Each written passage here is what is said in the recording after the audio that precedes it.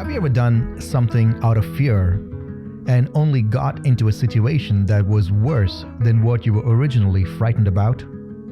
I was in my early teens while I was still in India, and one day I decided not to go to school, instead take my dad's motorcycle and go hang out with some friends by the beach. Racing up and down the road, I eventually ran out of gas. So I decided to park the bike and go get some gas, but when I came back, the motorcycle was gone. It was stolen. The amount of fear that I experienced that day, it just cannot be explained in words. The thought of having to face my dad was frightening. So what do? I decided that the only way to fix the situation was to run away from home. I thought that my dad would kill me because of his motorcycle being stolen. But I didn't realize that my dad would rather have his motorcycle stolen than his son gone missing. This is the situation in the story of the prodigal son. The boy is in the crossroads in his mind. And at one hand, he has squandered his father's wealth. And on the other hand, he knows that his father is gracious.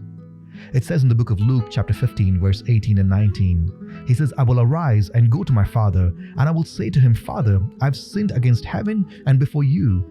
I'm no longer worthy to be called your son. Treat me as one of your hired servants." There is a freedom to be experienced the moment you admit to your sin and recognize that there's forgiveness waiting for you. I'm so glad that this boy in the story decided to come back home. For me, it was not so.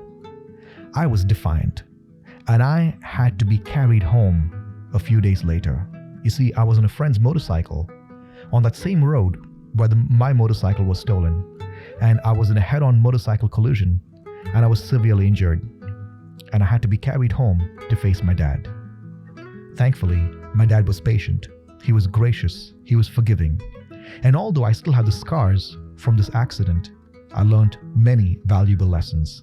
You see, it can be scary to admit your sin, but there's always joy in reconciliation and finding forgiveness. And if my earthly father was willing to be so patient, gracious, and understanding towards me, how much more will my heavenly Father be gracious, loving, and forgiving? Friend, are you on the run? Are you hiding from your heavenly Father? Please don't wait too long. Come back to him. He's willing and ready to accept you.